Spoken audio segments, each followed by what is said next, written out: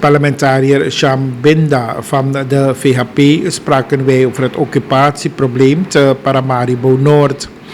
Binda zegt ernstig teleurgesteld te zijn in het handelen van de politie. Waar hij had gehoopt op een snelle en kordate optreden van de politie, is dat allemaal weggebleven. Het schijnt allemaal politiek ingegeven te zijn, het occupatieprobleem, welke thans zich voordoet op het Dalian-project te Paramaribo Noord. U hoort Sham Binda in gesprek met TBN Prime Alert. Het occupatieprobleem is niet van vandaag. Jaren terug is het ook al gebeurd en een bepaalde regering heeft het signatuur van occuperen gehad. Dus laat me duidelijk zeggen, het is niet vreemd, er wordt politiek gespeeld met occupatie. Mensen worden aangezet. Dit wat gebeurd is in Noord is duidelijk georganiseerd. Het is georganiseerd, van waaruit weet ik het niet. Maar laat me dit zeggen, het kan niet. Ik ben teleurgesteld in het optreden van de politie. Zelf, wat ik heb vernomen, is dat de brandweer daar is geweest om te blussen, om blussingswerkzaamheden uit te voeren. En ze hebben de politie geïnformeerd, althans als de brandweer er gaat, wordt de politie ook meegenomen. En de eenheden zijn geweest, ze zijn weggegaan. En dat vind ik kwalijk, want als er occupant is, als het één zijn of twee, de mensen hun namen zijn bekend, ze hebben borden gezet, dan vind ik dat je de groep moet opbrengen voor verhoor en vragen wie zit erachter. Maar dit gebeurt niet omdat het waarschijnlijk georganiseerd is. En er zullen mensen met een bepaalde kracht erachter zitten.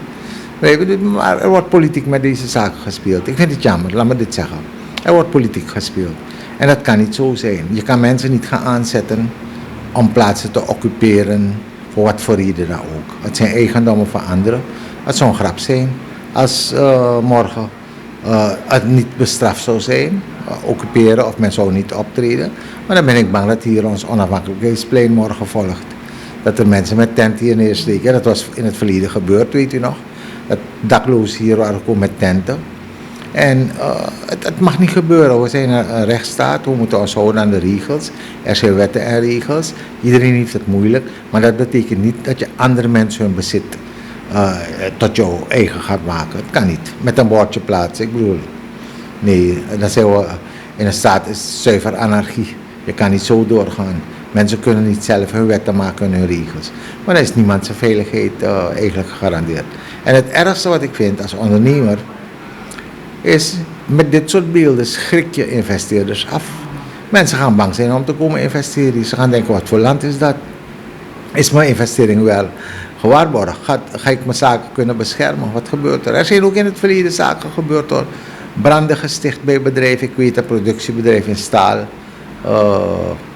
Ik dacht dat het van Kobo was. Paranam is ook in de fik baldadigheden hebben niet meer uitgehaald. Er is geen vergoeding gevolgd. Arrestaties zijn uitgebleven. Ik bedoel, het kan niet, dit kan niet. Het moment dat mensen anderen hun zaken vernielen, dan moet er hard opgetreden worden. Men moet weten dat er wet en recht geldt. We wonen in een rechtsstaat. En ik denk dat men harder moet gaan optreden. En hetgeen de vicepresident dan in het parlement heeft aangegeven, dat ze tot uiterlijk vandaag, vrijdag, een ultimatum hebben om vandaar weg te gaan. Is dat een stukje zekerheid? Is dat een stukje geruststelling? Jazeker, het is een stuk geruststelling, maar ik dacht dat ze al eerder uit moesten komen. Ik vind dat het te lang duurt. Er zijn zoveel mensen plotseling daar beland, met bussen georganiseerd. Men moest direct ingrijpen. Ik bedoel, de leiding is daar van het land. Men moet zeggen, nee, dit kan niet direct de mensen verwijderen. Soms moet je je tanden laten zien. Het is vervelend, want als er mensen hier komen protesteren, staan er wel hele cordons van politie hier. Maar op het moment dat er een handeling wordt gepleegd tegen wet en recht, dan rijdt de politie weg. Ik bedoel, wie is daar beschermd? Want stel dat u een stuk grond daar zou hebben en u zou daar gaan om uw haven en goed te beschermen en er zouden incidenten plaatsvinden. Wie zou u beschermen? Niemand zou u beschermen tot het ergste eruit zou komen als resultaat. En dat willen we niet hebben. We willen een vredig leven hebben in dit land. En als mensen vinden dat ze bezittingen moeten gaan toe-eigenen. Ik bedoel, en ik heb gemerkt met alle respect hoor, dat er een bepaald deel van het volk is die naar de stad geurbaniseerd is. Ik vind, waarom verlaten ze hun achterland om hier te komen? Ze hebben zoveel daar in het achterland. Ze hebben vrijheid, ze hebben terrein, wat ze willen. Maar wat komen ze dan hier om te pinaren in de stad? Ik bedoel, laten we eerlijk zijn, ons land is erg groot. Er is genoeg ruimte. Maar mensen allemaal vluchten naar hier in de stad. En dan krijg je ophoping van de sociale problemen. Niet iedereen kan in de stad wonen, dat begrijpt u ook. We hebben al een probleem in de stad met huisvesting. Want we hebben een vrij jonge bevolking die allemaal op zoek zijn naar een onderdak. Terecht ook. Maar ik zeg, waar je zit, ik zou het erg vinden als iedereen van Nikeri hier zou komen. Of iedereen van Kommerwijnen plotseling naar hier zou komen om in Paramaribo te zitten. Nee, ik keur het niet goed. Ik vind, als je ergens gaat, moet je een bepaald doel gaan. Je moet niet denken dat het hier beter is dan in het binnenland. Ik weet, het leven is moeilijker, maar je hebt wat meer vrijheid daar. Je kan planten, je kan van alles doen. Je kan overleven, laat me dit duidelijk zeggen. Want ik ken genoeg mensen daar die een goed leven hebben. Ze werken hard, ze hebben een goed leven. En het zijn mensen die nooit van plan zijn om in de stad te komen wonen. Dus vandaar dat ik zeg, het zijn voorbeeldige mensen. Je moet voorbeeld van mensen overnemen. En ik zie mensen daar staan tijdens dat openbreken van mensen met een blik bier overdag van Jasong. Staan ze met een blik bier dat nog 25 SRD kost. En ze zeggen ja, onanex. Ik bedoel, dat zie je duidelijk. Wie gaat om 11 uur, 12 uur 's morgens een blik bier nuttigen? Ik zie ook dat gehangen, ik heb er vaak over gesproken, voor de winkels. Jongeren die hangen vanaf 8 uur 's morgens, die 12 uur zien ze nog hangen daar met een blik bier. En wij zoeken naar werknemers en je vindt ze niet. Mensen zijn ongedisciplineerd, ze willen niet werken. Als ze komen werken, werken ze 2 dagen en dan kijken ze, van mij kan dat kwam slag, ja. Als het een waterdicht systeem is, willen ze niet werken. Gelooft u mij? Ik heb nu, als mensen bellen, hebben mensen nodig, showers en zo. Bedrijven zitten echt onderbemand. Ze willen mensen in die zin, maar het zijn niet serieus. De mensen willen komen, de mij lukken, de mij check, ons aan kan ja of niet. Dan zijn ze weg. Dus de goede niet nagesproken natuurlijk, maar het is een probleem. We hebben een groot sociaal probleem in dit land. Ja. En het heeft niets te maken met de regering, het heeft te maken met mensen die lui zijn. Mensen die het willen aanpakken. En zo bouw je geen land op. Ik vind dat iedereen zijn handen uit zijn mouwen moet steken. En iedereen moet gaan aanpakken. Er is genoeg te doen in Suriname. Maar als men lui wil zijn en alles gratis van de regering wil hebben, gaan we niet verder komen. Ingim dit, ingim dat. Je wordt er gewoon gek van. Ik bedoel, ik ben ook groot geworden in het land. En niet onder de beste omstandigheden. Maar ik heb me eruit geworsteld. En ik denk dat iedereen de gelijke kansen heeft. Maar als je niet wil, en je wil gratis, je wil hangen op hoeken van straten, wat er nu gebeurt, met een bier in je hand, de hele dag daar hangen, en dat is absurd door de maitaki, ga je niet vooruit komen. En aan de andere kant, in mijn mekipching, ze nemen de verantwoordelijkheid niet. Het is kwalijk. En dat gaat door alle lagen van die bevolking. Ze verwekken kinderen, hier, daar, maar men wil niet voor die kinderen zorgen. Ik bedoel, een kind heeft recht op vader en moeder, een gezin. En als men het model overneemt van bepaalde mensen die voorbeeld, er zijn genoeg voorbeelden in deze samenleving, dan denk ik dat we over een beter land kunnen gaan spreken. Maar als dit gedrag zich voortzet, krijg je verruwing, je krijgt ook de criminaliteit die steeds gaat groeien. En dat hebben we niet nodig. We zijn een jonge natie, we zijn in opbouw, we moeten op een gegeven moment hard gaan werken om dit land naar grotere hoogtes te brengen. Joel Martinez, alias Bordo, die ervan wordt beschuldigd dat hij de groep mensen zou hebben aangezet om te occuperen, heer Binda, zegt dat het allemaal te lang duurt met deze regering, 15 maanden al aan de macht en voor toewijzing van gronden, dat gaat allemaal te traag, zegt hij. Nou, ik wil niet reageren op meneer Bordo hoor, hij is geen partij voor mij. Hij is iemand die alle soort dingen zegt natuurlijk.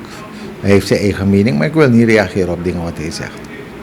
Maar duurt het daadwerkelijk te lang, te traag, het toewijzen van gronden aan burgers? Nou, ik denk dat er een proces is. Als je een huis wil aanvragen, is er een bepaald proces die je moet doorlopen. Het is vroeger ook zo geweest. Maar als mensen denken dat ze gewoon gaan om zijn intrek te nemen in iets, dan keur ik het nooit goed. Ik vind, je moet de procedure ingaan, je moet volgen, je moet verantwoording kunnen afleggen waar je het geld vandaan gaat. Je moet aflossen, uiteindelijk. Niemand gaat je iets geven dat gratis is, geen huis.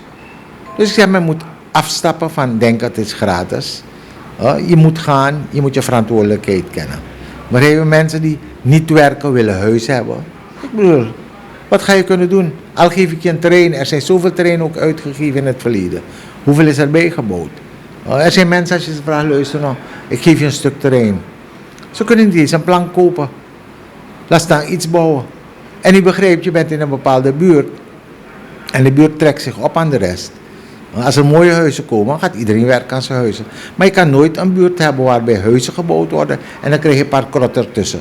Bij elkaar gespijkerde stalletjes, waarbij men gaat hosselen. Mensen, u weet, het is bekend, er zijn zoveel van deze projecten uitgegeven. En met alle respect voor die mensen, maar die projecten zijn niet tot leven gekomen. Ze hebben geoccupeerd. De vicepresident heeft ook aangehaald gisteren, Texas zijn allemaal Sofia Plus en zo. Maar gaat u naar die gebieden kijken, kijkt u wat voor ontwikkelingen het heeft meegemaakt. Heel weinig, bitter weinig ontwikkeling. En dat moet ophouden. Men moet niet denken, men gaat zich iets toe-eigenen omdat ze zich benadeeld voelen. Wat voor benadeling? Je hebt toch handen en benen? Je kan werken, je hebt toch verstand? Huh? Maar nee, men wil gratis, men wil hangen, men wil niks doen. Men wil eigenlijk parasiteren op anderen. Dat kan niet. We zijn allemaal gelijke burgers. We hebben gelijke rechten. Maar je moet je ook houden aan je wetgeving. Daarvoor zijn wij ook in het DNA. Als er geen wetgeving is en wij sloven ons hier uit om wetten te maken, goed te keuren. En die wetten worden niet nageleefd, dan zijn we eigenlijk nergens. Maar dan zitten we onze tijd hier te verdoen. Zo simpel is het. Ja. Particuliere verkavelaars, heer Binda, die leven ook in een bepaalde vrees nu, daar de occupatie is overgewaaid, ook nu naar hun verkavelingsprojecten. Wat zegt u hierop? Nou, is het effect wat ik over heb. Ik bedoel, je kan niet gaan en dingen van mensen in beslag nemen. Er zijn mensen die geïnvesteerd hebben. Ze hebben hun geld gespaard, ze hebben gekocht, ze zijn nog aan het aflossen, ze hebben plannen. Dus waar ze hebben geïnvesteerd. Maar je kan niet komen en je denkt dat je terreinen leegbrandt. En het is georganiseerd, want er zijn bruskutters zelf gebracht. Maar men steekt de hele zaak, droge tijd. U weet, we mogen geen vuur hier en daar maken, brandgevaar. En men steekt alles gewoon in. Het is een strafbaar feit. En waarom worden die mensen niet aangehouden? Dat is mijn grootste vraag. Er zijn zoveel strafbare feiten daar gepleegd. Maar niemand wordt aangehouden, niemand wordt verhoor opgebracht. Ik bedoel, gaat u gaan als u in een bewoonde wijk gewoon gaat als eenling. En u steekt een trein in brand, wordt u meegenomen. En dan wordt u verhoord, u krijgt ook nog een straf of een boete.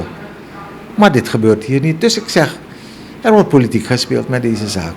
Men is bezig politiek te spelen en dat vind ik een kwalijke zaak. Echt een kwalijke zaak. Je zet mensen aan tot vernieling en dat kan ik nooit goedkeuren. Gelooft u mij. Maar kan dit gebeuren, deze regering worden aangerekend?